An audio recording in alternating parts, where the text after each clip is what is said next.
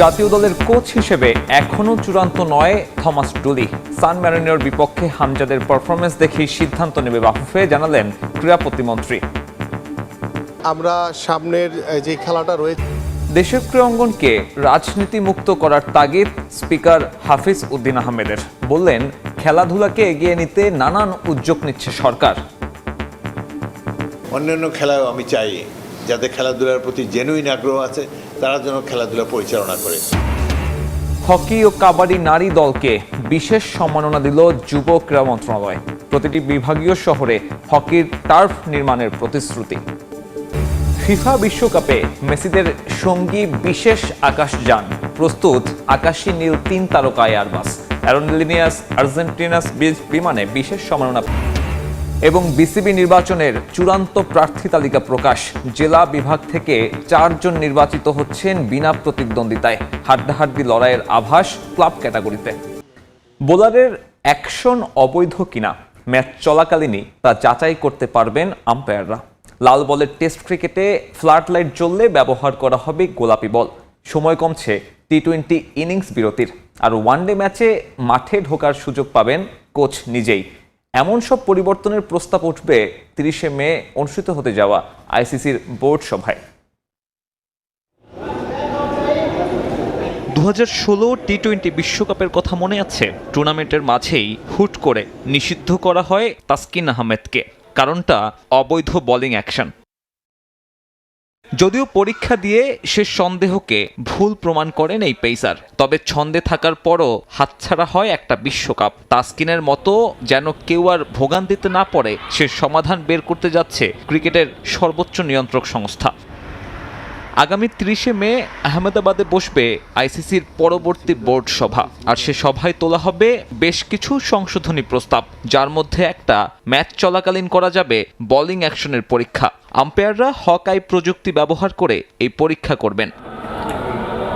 শুধু তাই নয়, পরিবর্তন আসতে যাচ্ছে টেস্ট ক্রিকেটের নিয়মে। আলোক স্বল্পতায় ফ্লাড লাইট জ্বালানো হলে লাল বলের পরিবর্তে ব্যবহার হবে গোলাপি বল। অবশ্য তাতে সায় থাকতে হবে 2 দলেরই। যদিও ওই গোলাপি বল নতুন হবে নাকি পুরনো, কিংবা তাতে ব্যাট করা দল ক্ষতিগ্রস্ত হবে কিনা, সে বিষয়ে এখনও কোনো ধারণা পাওয়া যায়নি। এছাড়া ওয়ানডে ক্রিকেটের ড্রিঙ্কস ব্রেকে মাঠে প্রবেশের অনুমতি পাচ্ছেন কোচরা। এতদিন পর্যন্ত নির্ধারিত ড্রেস কোডে একাদশের বাইরে থাকা খেলোয়াড়রা মাঠে ঢুকতে পারত। কোচেরও ওই নিয়ম মানতে হবে কিনা তা এখনও নিশ্চিত নয়। এদিকে টি-20 ক্রিকেটকে আরও সংক্ষিপ্ত করার উদ্যোগ নিতে যাচ্ছে আইসিসি। এতদিন ইনিংস ব্রেক 20 মিনিটের হলেও সেটা 15 মিনিটে নামিয়ে আনার প্রস্তাব তোলা হবে বোর্ড সভায়। তাতে অবশ্য দলগুলোর জন্য চ্যালেঞ্জ বাড়বে, কৌশল সাজাতে হবে আরও দ্রুত। এসবই প্রস্তাবিত সংশোধনী বোর্ড সভায় তোলার পর সায় থাকতে হবে সংশ্লিষ্টদের। আহমেদাবাদের ওই বৈঠক তাই এখন বেশ গুরুত্বপূর্ণ আর একটা কারণে। সভায় অংশ নিতে পিসিবি চেয়ারম্যানের ভারত সফর ঘিরে আমন্ত্রিত হলেও এখনও নিশ্চিত নয় মহসিন নাকভির ভারত সফর। বাফুফের কোচ ইস্যুতে নতুন করে আলোচনার জন্ম দিলেন যুব ক্রীড়া প্রতিমন্ত্রী আমিনুল হক।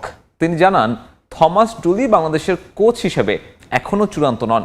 সান ম্যারিনোর বিপক্ষে দলের পারফরমেন্স দেখে চূড়ান্ত সিদ্ধান্ত নেবে বাফুফে। এছাড়া এই মার্কিন কোচকে নিয়োগ দেয়া নিয়ে সোশ্যাল মিডিয়ায় নানান সমালোচনা হলেও সেসবে গা ভাসাচ্ছে না ফেডারেশন। সবাইকে মাঠের পারফরমেন্সে নজর রাখতে বললেন সহসভাপতি ফাহাদ করিম।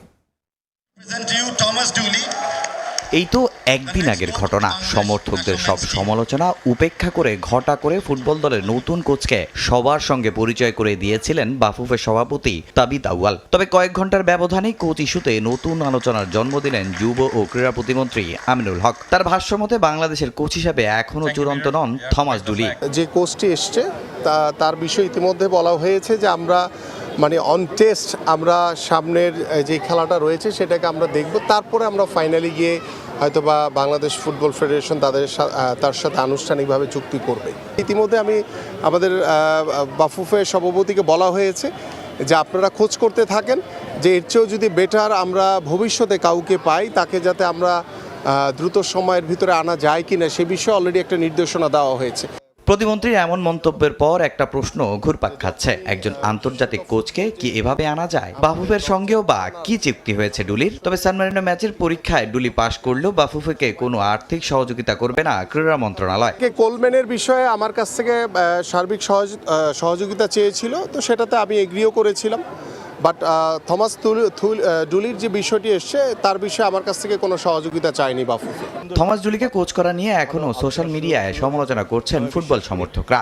বাফুফের সামনেও হয়েছে মানববন্ধন। তবে এসবে গা ভাসাচ্ছে না ফেডারেশন। মাঠের পারফরমেন্সের দিকে নজর রাখতে বললেন সহসভাপতি। সাফের পরিবর্তে সেপ্টেম্বরে 4 জাতি টুর্নামেন্ট আয়োজনের কথা চলছে, সেখানে ডুলিকে রাখার ইঙ্গিত দিয়েছেন ফাহাদ করিম। আমরা সবাই প্রফেশনাল, আপনারা জানেন ফেসবুক দিয়ে ফুটবল চলে না, প্রফেশনালরা মাঠে ফুটবল খেলে। সো তার পরিচয়, তার অ্যাচিভমেন্ট, তার সাকসেস আমরা মাঠে দেখব। সো আমরা ফেসবুকের দিকে না তাকে আমি সবাইকে অনুরোধ করবো মাঠের দিকে তাকান। যখন কনফার্ম হলাম যে সাফ সেপ্টেম্বরে হবে না, যখন কনফার্ম হলাম চিঠি পেয়ে, তখন আমার সভাপতি মহোদয় বলেছে যে সেপ্টেম্বর উইন্ডোতে আমরা তো টিমকে ডেফিনেটলি খেলাতে হবে। সো ওনার প্রথম চয়েস বাংলাদেশে কোনো কিছু হোস্ট করার। আবার ইন দ্য মিন টাইম উনি এটাও আমাদেরকে বলেছে যে একই সাথে তোমরা বাইরেও দেখো যে বাইরে কোনো জায়গায় এরকম ট্রাই নেশন টুর্নামেন্ট হচ্ছে নাকি। এখন যেহেতু হেড কোচ সাহেব নিয়োগ হয়ে গিয়েছে, আমরা কি হোম করব না এওয়ে করব না কার সাথে খেলবো না খেলবো, ডেফিনেটলি এটা ওনার সাথে আলাপ সাপেক্ষেই হবে। সোমবার থেকে নতুন কোচ থমাস ডুলির অধীনে অনুশীলন করবে বাংলাদেশ দল। 5 জুন সান মারিনোর বিপক্ষে ম্যাচ হামজা জামালদের। এশিয়ান গেমস কোয়ালিফায়ারে রৌপ্য জয়ের পাশাপাশি প্রথমবারের মতো মূল আসরে জায়গা করে নেয় নারী হকি দলকে বিশেষ সম্মাননা জানিয়েছে যুব ক্রীড়া মন্ত্রণালয়। এদিকে এশিয়ান বিচ গেমসে ব্রোঞ্জ জেতায় নারী কাবাডি দলকেও দেয়া হয় সম্মাননা। এ সময় প্রধান অতিথি হিসেবে উপস্থিত ছিলেন প্রধানমন্ত্রী কন্যা ব্যারিস্টার জাইমা রহমান। উন্মোচন করা হয় জুনিয়র হকি বিশ্বকাপের জার্সি। এদিকে প্রতিটি বিভাগীয় শহরে হকি টার্ফ নির্মাণের প্রতিশ্রুতি দিয়েছেন যুব ক্রীড়া প্রতিমন্ত্রী আমিনুল হক। দেশের ক্রীড়াঙ্গনে নারী খেলোয়াড়দের জয় জয়কার। হকি থেকে কাবাডি, নারী ক্রীড়াবিদরা দেশের জন্য পদক জয়ের পাশাপাশি বয়ে এনেছেন সম্মান। তাদের অনুপ্রাণিত করতে ভিন্ন উদ্যোগ যুব ও ক্রীড়া মন্ত্রণালয়ের, যে অনুষ্ঠানে প্রধান অতিথি প্রধানমন্ত্রী কন্যা ব্যারিস্টার জাইমা রহমান। অনুষ্ঠানে এসে সরাসরি নারী খেলোয়াড়দের কাছে যান জাইমা। লম্বা সময় বিভিন্ন বিষয়ে ক্রীড়াবিদদের কাছ থেকে খোঁজ খবর নেন প্রধানমন্ত্রী কন্যা। নিজেদের সুযোগ সুবিধা ও অপ্রাপ্তিগুলো জাইমা রহমানের সামনে তুলে ধরেন কাবাডি ও হকির নারী খেলোয়াড়রা। কঠোর পরিশ্রম, নিয়মিত অনুশীলন এবং দলের একতা ও কোচের অনুপ্রেরণায় আমাদেরকে সাহস জুগিয়েছে। সকলের সহযোগিতা ও দিক নির্দেশনায় আমরা আজ এই অবস্থানে পৌঁছেছি। আমরা ভবিষ্যতে দেশের জন্য সর্বোচ্চ চেষ্টা করব এবং দেশের পতাকাকে বিশ্বমঞ্চে তুলে ধরার চেষ্টা করব। অপ্রতুল সুযোগ সুবিধা সত্ত্বেও দেশের নারী হকি খেলোয়াড়রা বাজিমাত করেছে এশিয়ান গেমস কোয়ালিফায়ারে। রৌপ্য পদক জয়ের পাশাপাশি প্রথমবারের মতো এশিয়ান গেমসের মূল পর্বে জায়গা করে নেয় নারী হকি দল। তাদের এমন সাফল্যে যুব ও ক্রীড়া মন্ত্রণালয়ের কাছ থেকে 1 লাখ টাকা করে অর্থ পুরস্কারের পাশাপাশি ক্রীড়া কার্ড পেয়েছেন নারী হকি দলের প্রত্যেক সদস্য। আর্থিক প্রণোদনা পেয়েছেন বাংলাদেশ নারী কাবাডি দলও। সদ্য সমাপ্ত বিচ এশিয়ান গেমসে ব্রোঞ্জ পদক জিতেছিল নারী কাবাডি দল। অনুষ্ঠানে যুব ও ক্রীড়া প্রতিমন্ত্রীর কাছে দেশের বিভাগীয় শহরগুলোতে হকির টার্ফ নির্মাণের দাবি জানান ফেডারেশন সভাপতি air chief marshal Hasan Mahmud Khan. মাননীয় প্রতিমন্ত্রীর দৃষ্টি আকর্ষণ করে অনুরোধ জানাতে চাই, বিভাগীয় পর্যায়ে অন্তত একটি করে ছোট টার্ফ অথবা 5-a-সাইড হকি টার্ফ স্থাপনের বিষয়টি বিশেষভাবে বিবেচনা করার জন্য।